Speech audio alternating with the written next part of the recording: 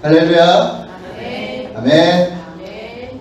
오늘 이렇게 거룩한 날, 날씨가 참 좋습니다. 날씨가 좋은 날에 우리도 하나님 전에 나오신 우리 사랑하는 성도 여러분, 주님의 이름으로 환영하고 축복합니다. 네. 어제도 우리 날씨가 너무 좋은 가운데 과제를 성하게 잘 맞춰서 하나님의 은혜로 저희가 또 많은 수학과 연결을 맺은 것 같습니다. 참 좋으신 하나님은 우리에게 말씀하시고 약속하셨습니다. 우리 한번 다 같이 따라 한번 해볼게요. 반드시 내가 너를 축복하리라. 믿으십니까? 아멘. 아멘. 우리 힘차게 기쁨으로 찬양하겠습니다.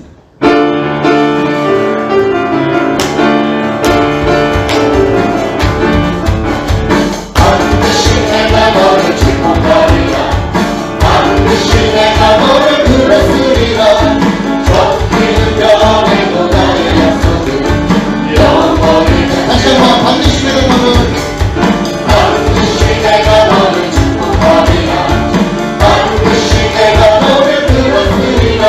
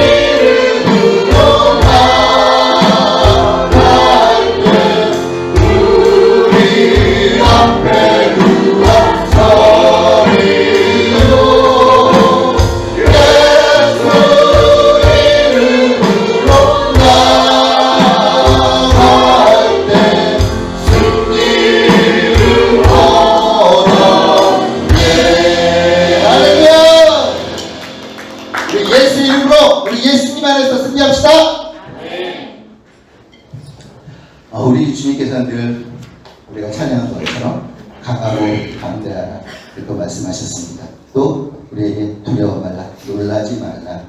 우리 주님은 어떠한 환난과 시련에도 우리를 도우시고 우리를 지켜주십니다. 자, 다 함께 찬양하겠습니다.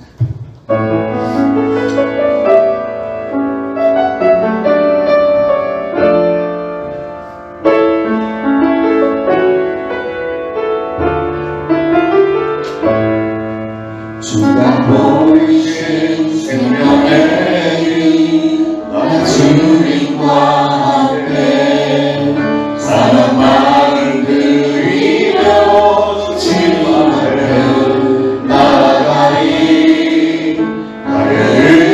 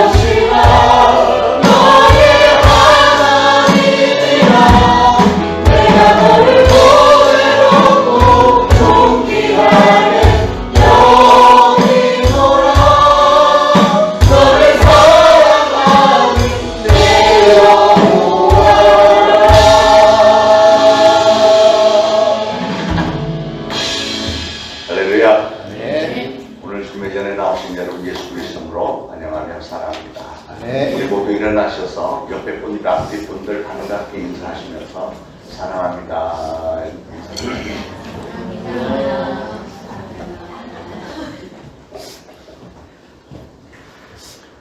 우리 모두 다 함께 친구가 되어요. 진실된 마음으로 한번 그렇게 고백하겠습니다.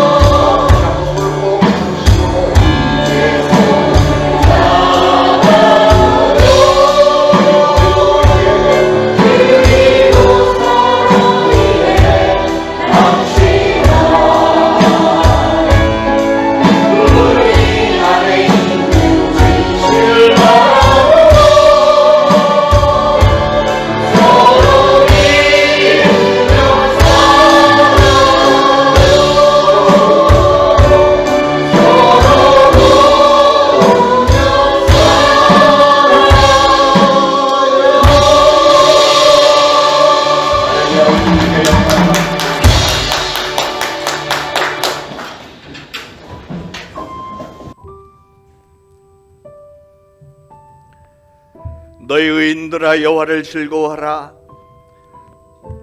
찬송은 정직한 자들이 마땅히 할 바로다. 수금으로 여호와께 감사하고 열줄 비파로 찬송할지어다. 새 노래로 그를 노래하며 즐거운 소리로 아름답게 연주할지어다. 여호와의 말씀은 정직하며 그가 행하시는 일은 다 진실하시도다. 그는 공의와 정의를 사랑하시며 세상에는 여호와의 인자하심이 충만하도다. 여호와의 말씀으로 하늘이 지음이 되었으며 그 만상을 그의 입기운으로 이루었도다. 그가 바닷물을 모아 무더기같이 쌓으시며 깊은 물을 곳간에 두시도다. 온 땅은 여호와를 두려워하며 세상의 모든 거민들은 그를 경외할지어다. 아멘. 우리 시간 다 같이 각자 하나님 앞에 합심해서 참회 기도 올리겠습니다. 기도합니다. 하나님 아버지 은혜를 감사합니다. 오늘도 하나님의 존전에 나온 사랑하는 성도들이 하나님을 사랑하며 하나님 앞에 정말 저희가 은혜를 받기를 원합니다. 존귀하신 성령님 은혜를 베풀어 주세요. 은혜 가운데 부어주소서. 아버지 하나님, 오늘도 저희들이 하나님의 존전에 나와 하나님의 이름을 부르며 찬양을 하며 신령과 신정으로 예배 올려드리기를 소원합니다. 그러나 이 시간 참회 시간에 저희 스스로를 돌아봅니다. 하나님의 거룩하신 임재 앞에서 저희 자신을 돌아볼 때 하나님, 저희들은 연약한 죄인임을 고백을 합니다. 성령님께서 저희와 함께하여 주시고 은혜를 베풀어 주옵소서. 성령 충만한 가운데 죄를 붙들어 주옵소서. 저희가 죄인이지만 하나님을 사랑하는 마음으로 하나님을 경외하는 심정으로 나왔사오니 하나님, 저희들의 연약함을 불쌍히 여기시고 저희들의 자복하는 죄를 우리 하나님께서 긍휼히 여기시고 정말 용서하여 주시기를 원합니다. 예수 그리스도께서 나의 죄를 대신해서 보혈을 흘려주셨음을 믿습니다. 그 보혈을 의지하고 나왔사오니 오늘도 죄를 덮어주시고 그러게 우리를 의롭다 인정해 주시며 우리의 예배를 기쁘게 음양하시며 이 예배를 통하여 우리 하나님께서 우리에게도 기쁨과 소망을 회복시켜 주시고 예배를 통하여서 하나님께서 영광 거두어 주옵소서. 모든 영광을 하나님께 돌려드리며 예수 그리스도 이름으로 간절히 기도합니다. 아멘. 다 같이 사도신경으로 신앙 고백드리겠습니다.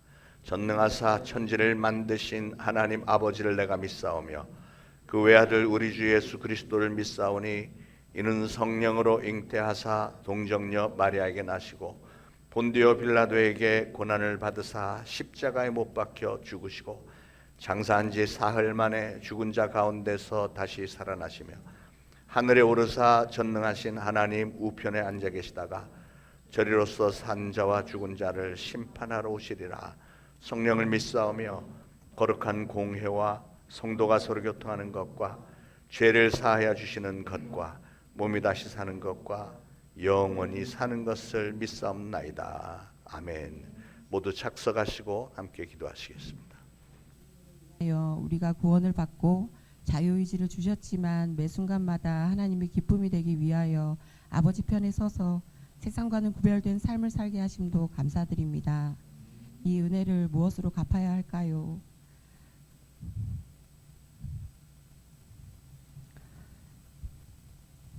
그저 하나님 품 안에 있기를 바라시는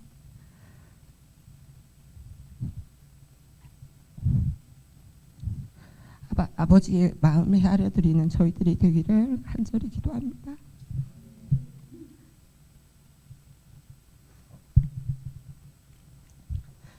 어제는 초대신앙교회의 봄 바자회였습니다.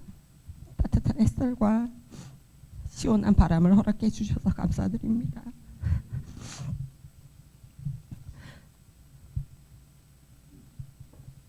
이렇게 날마다 좋은 것 주시려는 세심하신 하나님으로부터 감사와 사랑을 느낍니다. 이번 바자회를 통해서 초대신앙교회를 이웃에게 알리고 예수 그리스도의 복음을 전하는 은혜의 바자였음을 믿어 의심치 않습니다. 이렇듯 우리의 걸음마다 주님께서 함께 하시니 김포가 곧 성시화되어 민족 복음화를 앞당기고 하나님 나라가 확장되어가는 일에 앞장서는 도시가 되게 하옵소서. 그런즉 서서 진리로 허리띠를 두르고 의의 호심경을 붙이고 평안의 복음이 준비한 것을 신을 신고 모든 것 위에 믿음의 방패를 가지고 이로써 능히 악한 자의 모든 불화살을 소멸하고 구원의 투구와 성령의 검 곧 하나님의 말씀을 가지라는 주의 말씀처럼 이 말세 때에 영적 전쟁에서 예수 그리스도의 이름으로 날마다 승리하는 초대신앙 교회의 모든 지체들이 되게 하옵소서. 우리의 모든 호흡과 모든 생각을 아시는 주님, 주님께서는 우리의 연약함을 누구보다 아십니다. 내가 옳다고 여기는 것을 부끄럽게 여기고 하나님께 먼저 묻고 아뢰는 지혜로운 저희들이 되게 하심을 기도합니다. 온 우주 만물을 창조하신 주님의 생각은 우리의 생각과는 다름을 압니다. 수시로 다른 사람을 정죄하는 인간의 생각이 얼마나 어리석은지요.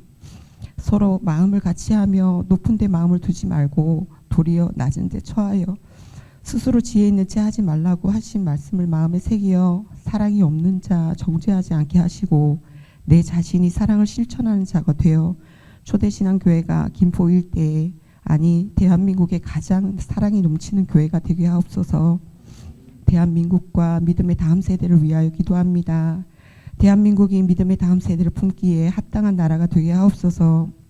이단과 동성애를 통한 마귀의 계계에 다음 세대가 물들지 않도록 도와주시옵고 말씀의 지혜를 날마다 더하시어 무엇이 옳고 그른지 구별해내는 분별력과 통찰력을 다음 세대에게 주옵소서. 마지막 세대의 희망인 대한민국과 초대신앙교회 모든 자녀들을 축복하옵소서. 날마다 교육부서의 자녀들을 부흥하게 하시는 주님께 감사와 영광을 드립니다. 이 아이들을 통하여 복음이 땅끝까지 이르러 전파되게 하시고 입술을 벌려 예수 그리스도를 자랑하게 하옵소서. 초대신앙교회의 유아부터 작년에 이르기까지 주님께서 친히 화합을 주장하옵소서. 예수 그리스도를 하나 되게 하옵소서. 오늘도 아이들을 섬기시는 세 분의 전도사님과 주일학교 선생님들께 성령의 충만함을 더하여 주시길 기도합니다. 보이지 않는 곳에서 이름 없이 빛도 없이 묵묵히 섬기시는 모든 주님의 자녀들을 축복하옵소서. 이 시간 성가대의 찬양을 흠양하여 받아 주시옵고 하나님의 말씀을 대언하시는 장요수아 목사님께 성령의 두루마기를 두르시어 말씀이 선포되어질 때 듣는 저희들의 귀가 열리고 마음이 열리어 믿음의 열매를 주렁주렁 맺어 하나님께 감사와 영광을 돌리게 하옵소서. 지금껏 지켜주신 은혜를 감사드리며 오늘도 우리 안에 살아계신 예수 그리스도의 이름으로 기도합니다.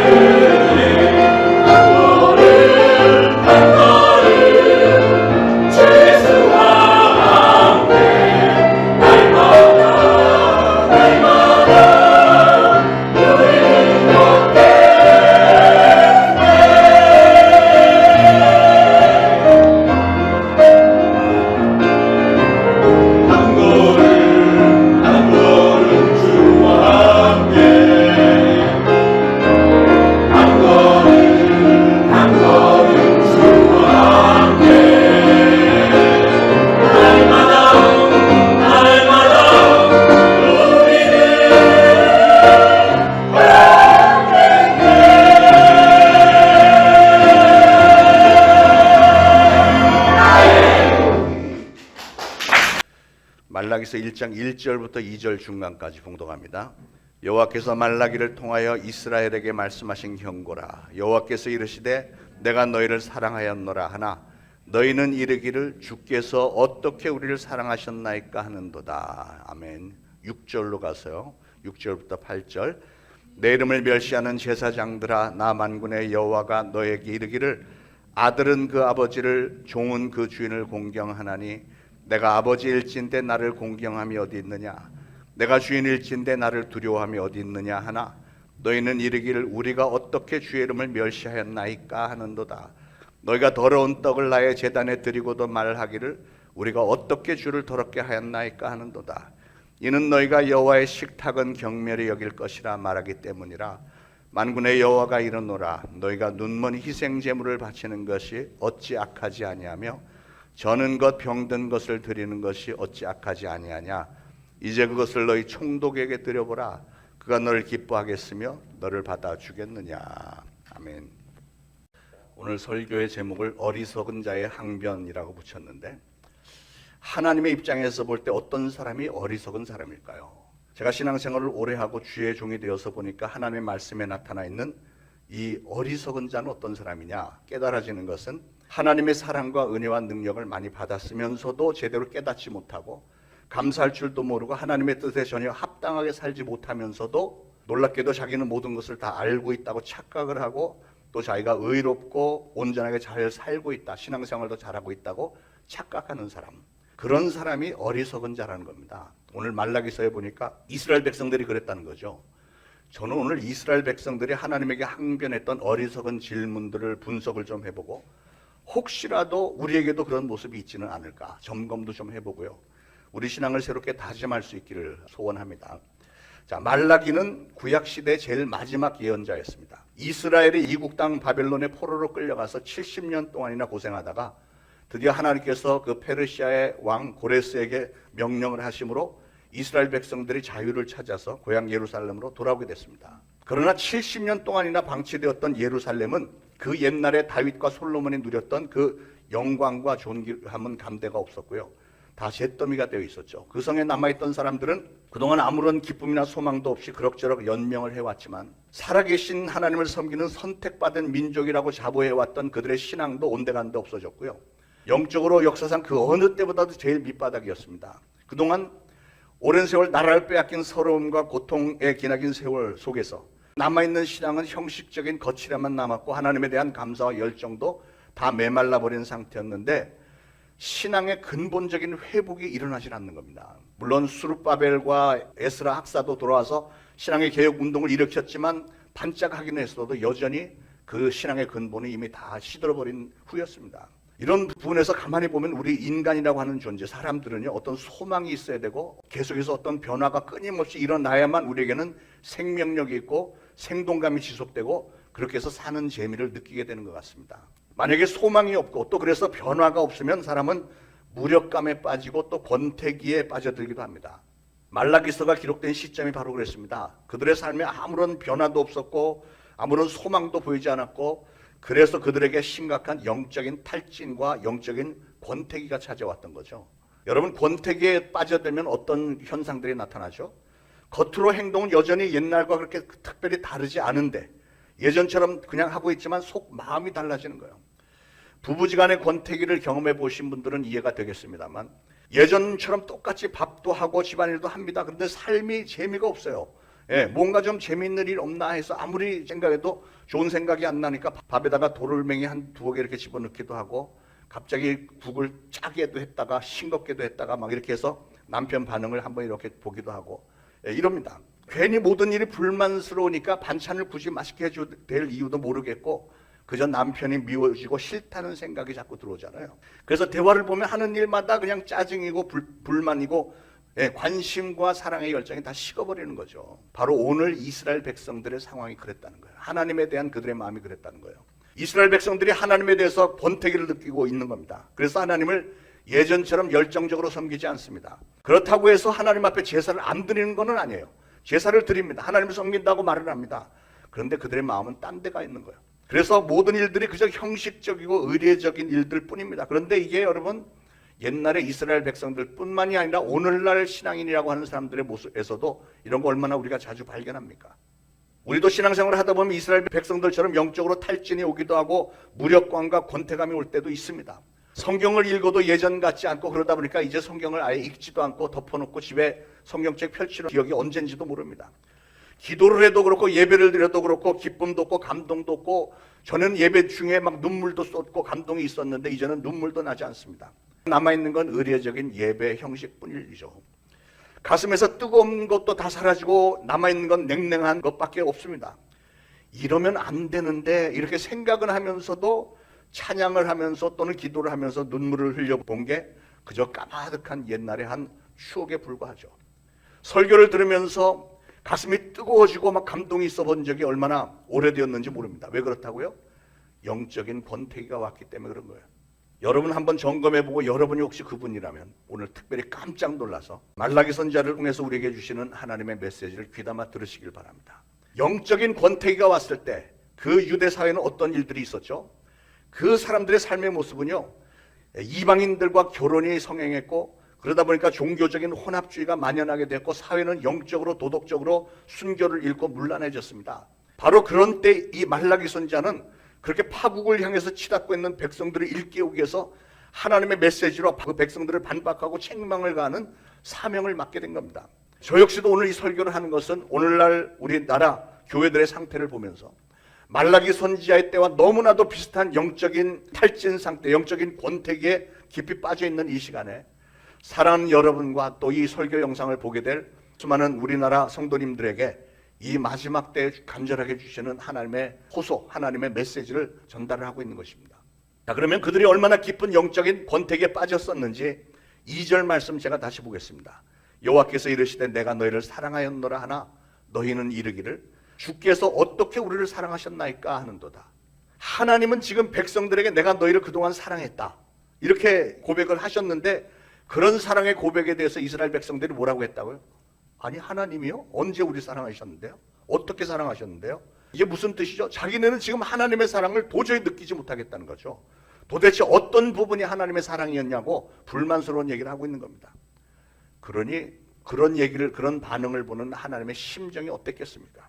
남의 부부 얘기를 해서 좀 안 됐습니다만 한 번은 그 와이프 생일날에 아무 선물도 준비하지 않은 남편에게 당신이 나를 위해서 해준 게 도대체 뭐가 있어요? 당신 날 사랑한다는 증거가 뭐예요? 막 따집니다. 그랬더니 남편이 아니 그동안 결혼기념일 때 뭐 성탄절 때 뭐 생일 때 발렌타인데이 매년 몇 차례씩 내가 선물도 주고 꽃도 주고 명품백 사주고 그런 거 벌써 다 잊어먹었단 말이야. 내가 이거 딱 한 번 그 깜빡했다고 했고 이렇게 정말 내가 그동안 해준 게 하나도 없었단 말이야. 이게 남의 부부싸움인데 내가 왜 이렇게 열이 나는지 모르겠네. 만약에 이 남편의 말이 사실이라면 이 남편의 심정이 바로 하나님의 심정과 비슷하지 않겠나 생각을 해봅니다.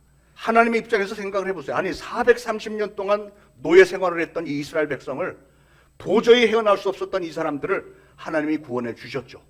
광야를 지나는 동안 40년 동안에 매일매일 하루도 빠지지 않고 만나를 맨날 먹을 거 주셨고 고기가 먹고 싶다 그러면 며칠 때를 보내주셨죠. 바위에서 생수가 나게 해주셨죠. 그리고 낮에는 푸른 기둥으로 그늘을 만들어서 선선하게 해주셨고 또 밤에는 불기둥으로 그들을 따뜻하게 인도를 해주셨지. 그리고 마침내는 그 무서운 가나안 족속들과 전쟁을 할 때 하나님이 다 이기게 해주셨고 그래서 젖과 꿀이 흐르는 그 가나안 땅에서 남부럽지 않게 살게 해줬더니 뭐라고요? 하나님이 언제 우리를 사랑하셨습니까? 이러고 있어요. 기가 막힌 거 아니에요? 이웃에 사는 두 사람이 말다툼을 하면서 싸우는데 가보니까 그 사연이 뭐냐면 한 사람이 여름이 되면 몸보신을 하려고 병아리를 사다가 잘 키워서 이제 여름이 돼서 좀 있으면 저거 삼계탕 해 먹어야지 이랬는데 없어진 거예요. 가만히 보니까 이웃집 사람이 자기 닭을 갖다가 잡아먹은 거죠. 그래서 그 이웃집 사람을 찾아갔어요. 여보시오, 당신 어제 내 닭 잡아먹었지? 그랬더니 이 사람이 하는 말이 아니 나는 당신 닭 잡아먹은 적 없어. 집에 들어갔더니 오리발을 들고 나왔어요. 이 보라고 이거 오리발이지 이게 닭발이야? 잡아먹고 오리발 내민다는 얘기가 바로 그 얘기입니다. 오늘 본문에 제사장들이 그랬다는 거예요. 닭 잡아먹고 오리발 내미는 그런 모습이었다는 거죠. 6절에 하나님이 내 이름을 멸시하는 제사장들아 너희는 나를 공경하지도 않고 두려워하지도 않으면서도 우리가 어떻게 주님의 이름을 멸시했습니까 하는구나. 또 7절에 너희가 더러운 떡을 나의 단에 드리고 또 우리가 언제 주를 더럽게 하였습니까 하는도다. 이 논쟁의 요지는 뭡니까? 하나님은 내가 너희를 이렇게 사랑하고 축복했는데 너희들은 내 앞에 은혜도 모르고 감사한 것도 모르고 맨날 내게 등이나 돌리고 죄나 짓고 있지 않느냐 하시는데, 제사장들은 말하기를 무슨 말이세요? 우리는 죄를 지은 적이 없는데요. 오리발 죄를 지은 적이 없는데요. 이러고 있는 거예요. 자, 그렇다면 생각을 해보세요. 여기서 제사장들이 주장하는 말의 저변에는 어떤 얘기가 깔려있죠? 하나님이 잘못 알고 계신 거라는 거예요. 우리는 하나님을 사랑하고 하나님을 전적으로 너무너무 잘 섬겼는데 하나님이 틀렸다는 얘기를 지금 주장하고 있는 겁니다. 단순히 자기들은 죄를 짓지 않았을 뿐만 아니라 하나님 당신의 판단이 잘못됐습니다라고 우기고 있는 거예요. 하나님의 판단에 대해서 정면으로 도전하고 있는 겁니다. 그렇기 때문에 하나님은 그들을 향해서 나의 이름을 멸시하는 제사장들아 이렇게까지 말씀하십니다. 이것은 십계명에 내 이름을 망령되이 일컫지 말라 하는 말씀하고 같은 맥락의 말씀이죠.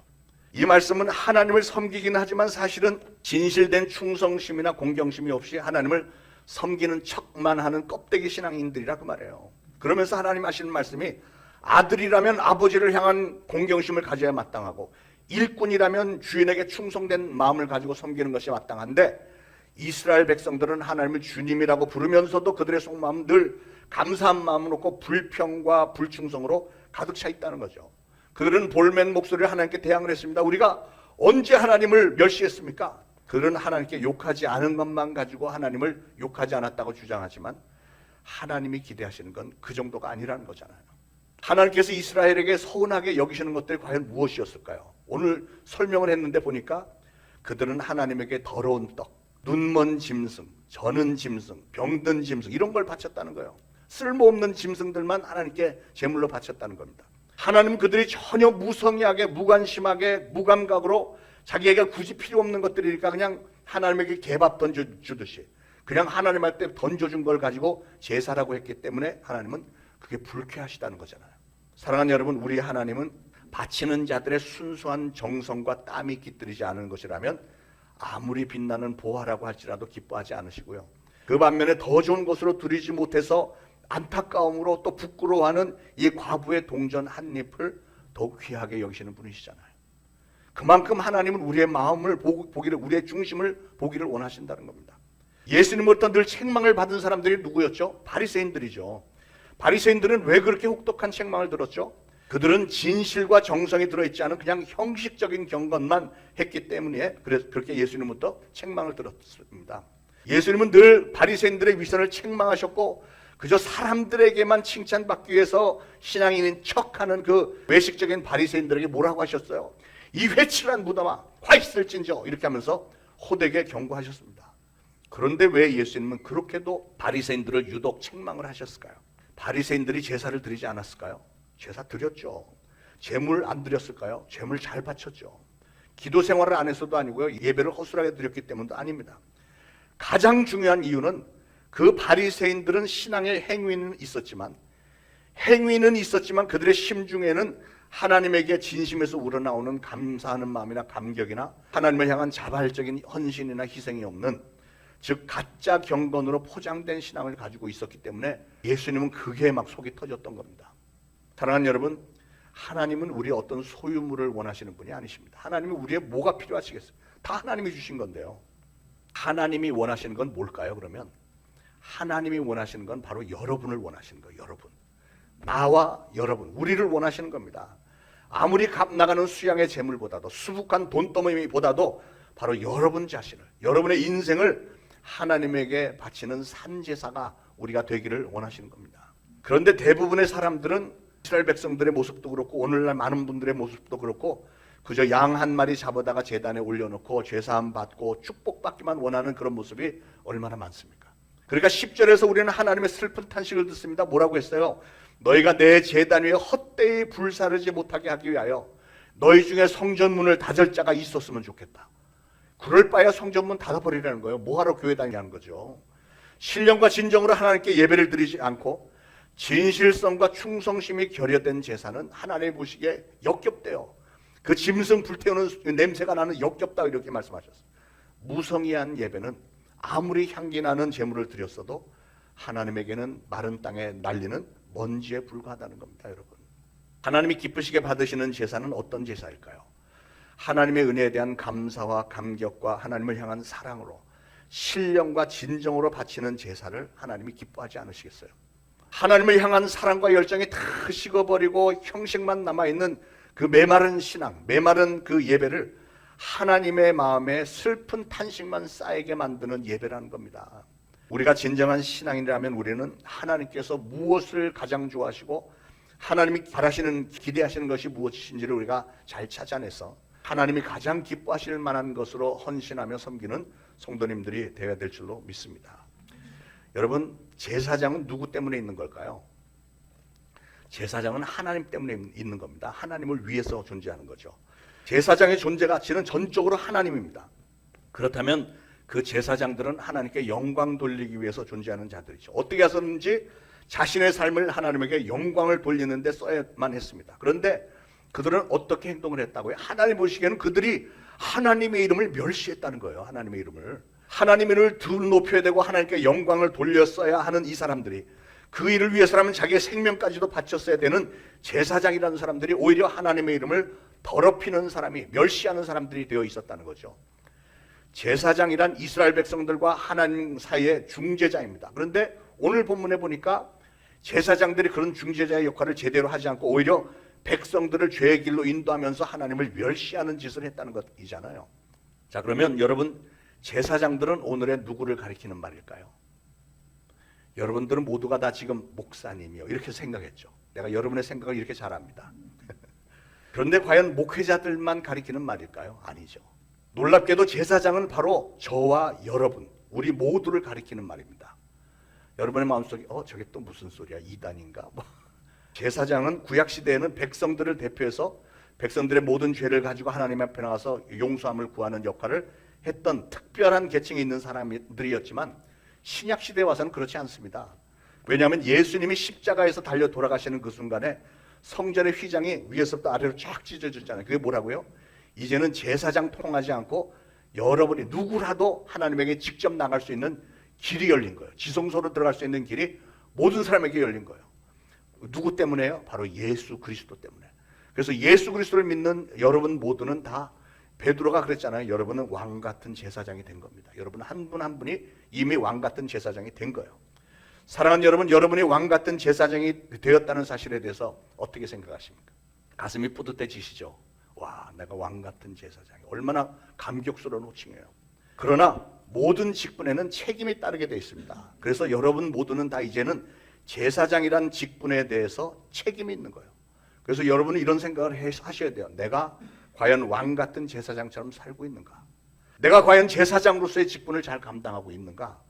제사장은 여러분 성결하고 거룩한 직분입니다. 그러므로 저나 여러분 모두는 성결하고 거룩한 삶을 살아야 될 책임이 있는 겁니다. 제사장은 구별된 사람이었습니다. 그러므로 우리들 역시 하나님의 자녀로서 구별된 삶을 살아야 됩니다. 그렇다면 오늘 여러분은 과연 그렇게 제사장다운 구별된 삶을 살고 계신지요? 아니면 혹시라도 오늘 본문에서처럼 이스라엘 백성들처럼 하나님의 이름을 멸시하는 삶을 살고 계신 분은 안 계신지요? 이 시간에 조용히 여러분의 신앙 상태를 한번 살펴보시길 바랍니다. 다시 말라기 1장으로 돌아가서, 자, 그러면 하나님은 도대체 무엇 때문에 그 백성들이 그렇게 오리발을 내밀었다고 그렇게 분개를 하시는 걸까요? 6절에 보면 하나님과 이스라엘 백성들과의 관계를 두 가지로 표현을 했는데요. 어떤 관계요? 첫째는 아버지와 아들의 관계, 그리고 둘째는 주인과 종의 관계입니다. 하나님은 이스라엘 백성들에게 그런 분이셨습니다. 하나님은 최선을 다해서 아들과 종된 이스라엘 백성들을 돌보셨고 이스라엘 백성들을 위해서 자신의 모든 것을 내주셨습니다. 저들이 어려움에 처했을 때 하나님 모른 체 하지 않고 그들과 함께 나가서, 앞에 나가서 전쟁을 해서 다 그들을 보살펴 주셨습니다. 위기의 순간들을 단 한 번도 실수하지 않으시고 저들을 잘 지켜주셨습니다. 그런데 그들이 어떻게 했죠? 이스라엘 백성들은 좋은 아들이나 좋은 종이 되지 못했습니다. 그래서 하나님은 이스라엘 백성들을 향해서 오늘 내가 아버지일진데 나를 공경함이 어디 있느냐, 내가 주인일진데 나를 두려움이 어디 있느냐 하고 촉구하시는 거예요.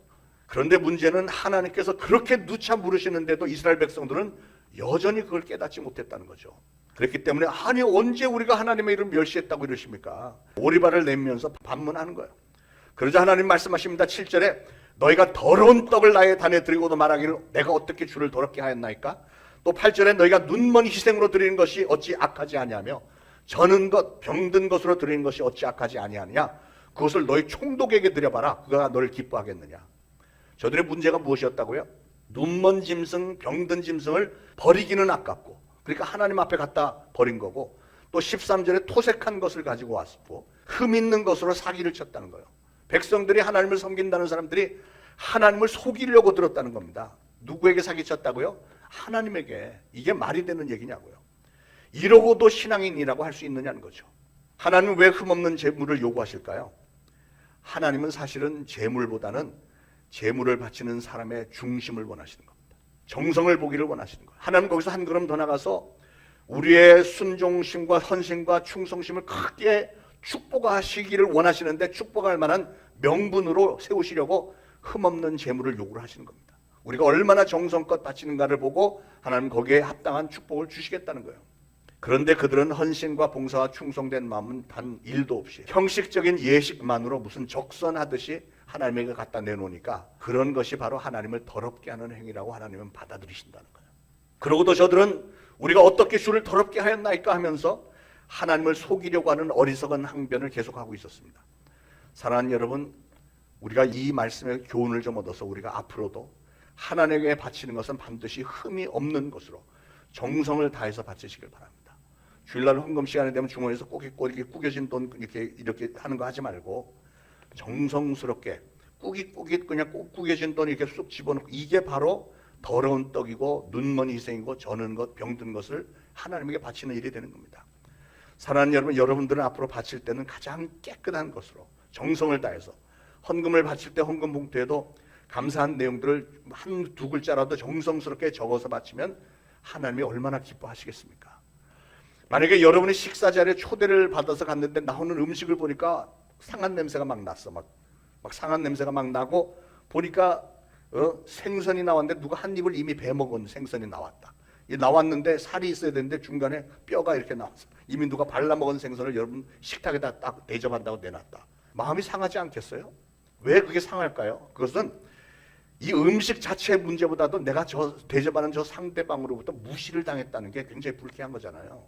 상대방의 마음이 나는 이를 이 정도로 대해도 괜찮은 우스운 존재로 생각한다는 사실이, 이게 얼마나 마음 상하는 일입니까? 그러니까 사람끼리 하는 대접도 최상의 것으로 좋은 것으로 해야 되겠거늘, 하물며 하나님께 드리는 것을 어차피 나는 쓸모없는 거니까 그냥 이렇게 한다면 하나님이 축복하실 이유가 있겠느냐 하는 것이죠. 사랑하는 여러분, 오늘 여러분은 하나님께 어떤 것들로 드리고 계십니까?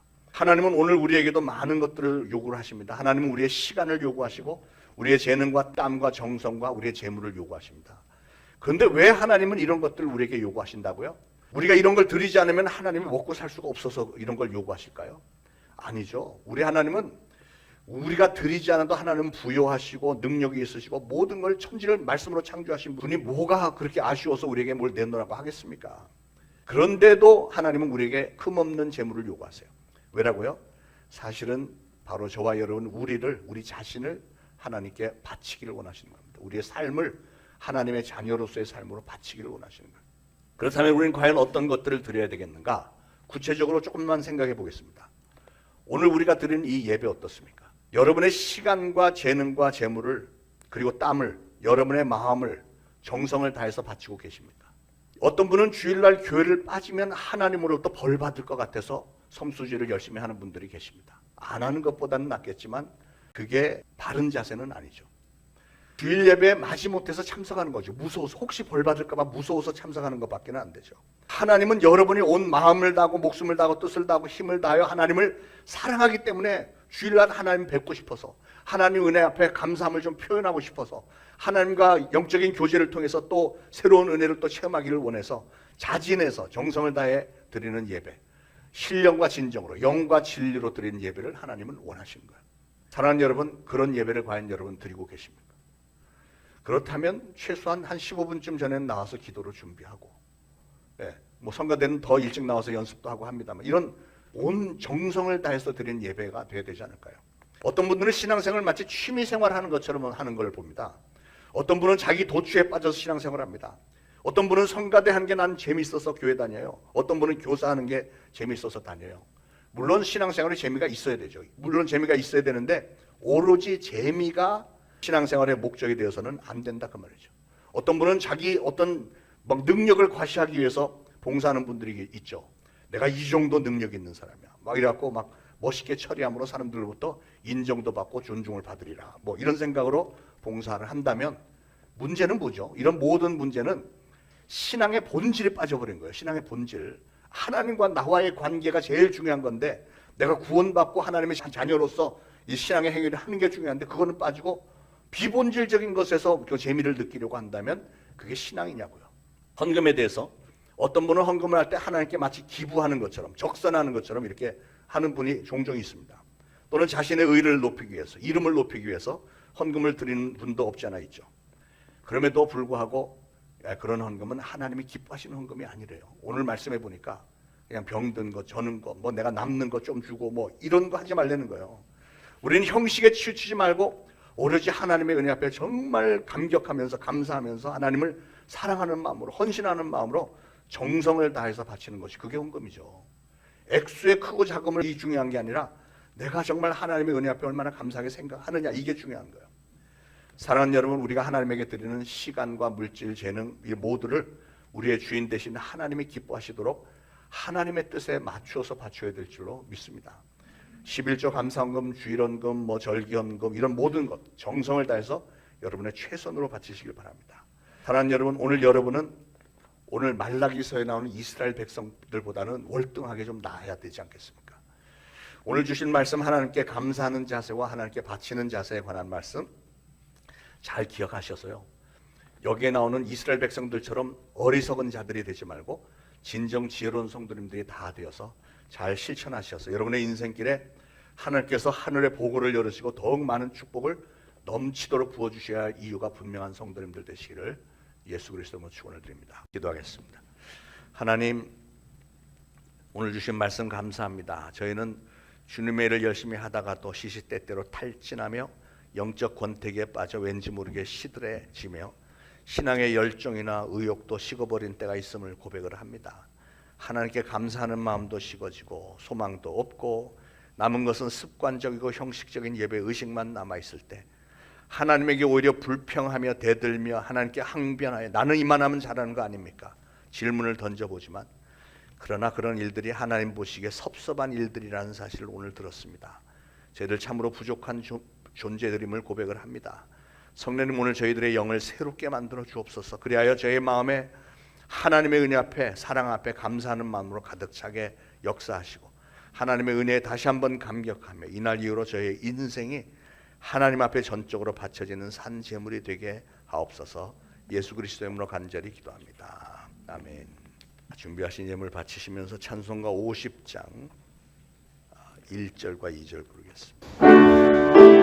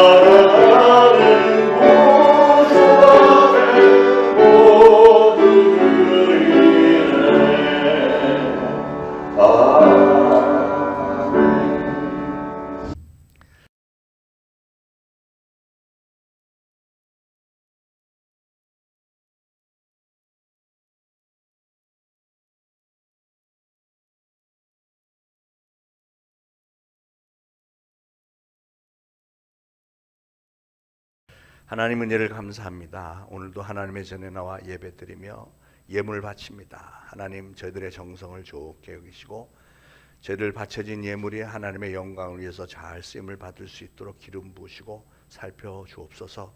바친 모든 손길 하나님 꼭 기억하셔서 합당한 은혜와 축복 더하여 주시고 저희들 각 가정들마다 여러 가지 상황 가운데 항상 최선의 길로 늘 인도하시고 풍요롭게 채워주시고 더 많이 바치고 더 많이 베풀 수 있는 가정들 다 되도록 성령님께서 물질의 축복뿐만 아니라 저희들 영적인 건강, 육신적인 건강 지켜주시고 항상 어디서 무엇을 하든 눈동자같이 안전하게 지켜보아야 주시며 저희들의 평생에 좋은 사람들만 많이 만날 수 있도록 성령님 도와주옵소서.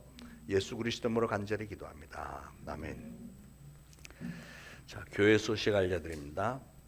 담에색의 만남 캠프 8월 10일부터 12일 그동안 광고 드렸는데 우리 팀 멤버 준비 모임을 주일날 하면 아무래도 안 될 것 같아요. 주일날 오후에 새가족 교육이나 또 여러 가지 모임들이 많이 있는데 종종 있는데 담에색 때문에 그런 게 마비가 되면 안 되니까 그래서 6월 첫 주일부터 토요일 오후 5시에 팀 멤버 준비 및 기도회 교육 시간을 갖도록 하겠습니다. 어제 바자회 정말 좋았던 것 같아요. 굉장히 날씨도 좋았고 풍성했고 뭔지 모르게 막 굉장히 막 복작복작하면서 많은 사람들이 다녀가고 굉장히 그 성령님께서 우리를 많이 기뻐하시고 우리를 모두가 다 정말 즐겁게 굉장히 항상 그래 왔지만 어제 유난히 더 즐겁게 잘 됐던 것 같습니다. 애써주신 분들 이 자리를 빌어서 다시 한번 감사드립니다. 오늘도 노방전도 있고요. 다음 주일 오후에 봄노회가 시작됩니다. 우리 오래간만에 제가 노회를 가는데 봄노회 가서 지금 코로나 기간 동안에 계속 못 갔었는데 모처럼 가는데 이번에 사역자들 함께 다 가기로 했습니다. 노회 은혜 있는 노회가 될 수 있도록 기도 부탁을 드리겠습니다. 자, 모두 일어나셔서 461장 1절 4절 부르시고 축도로 예배 마치겠습니다.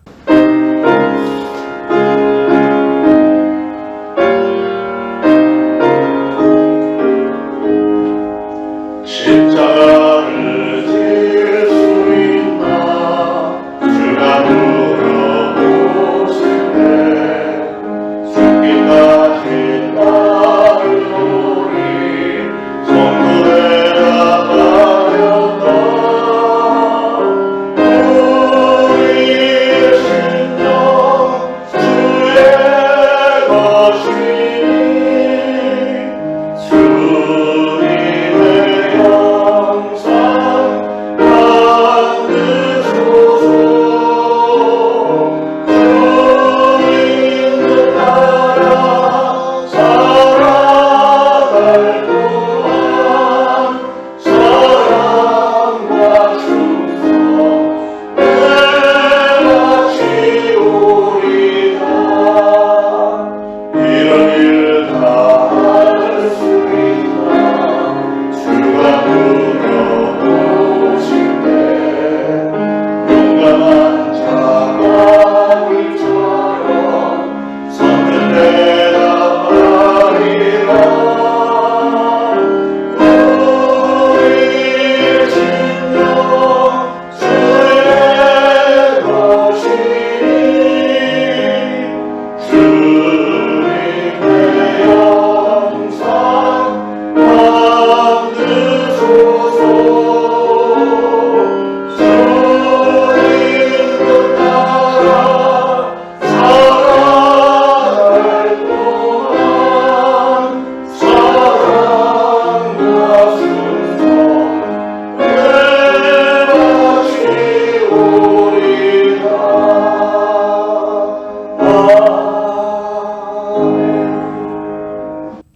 이제 오르러 죽어나옵기는 우리 구주 예수 그리스도의 무한하신 은혜와 하나님 아버지의 극진하신 사랑과 성령님의 감동, 감화, 교통, 위로하심이 오늘 이 거룩한 주일 주님의 전에 나와 예배드리고 오늘 주신 말씀을 마음에 잘 새기고 이제 한 주간 세상으로 나아가 보냄받은 그곳 가정과 직장, 사업장에서 예수 그리스도의 증인과 제자로 살아가기를 애쓰고자 하는 모든 성도들 머리 위에 이제로부터 영원토록 항상 함께 있을지어다. 아멘.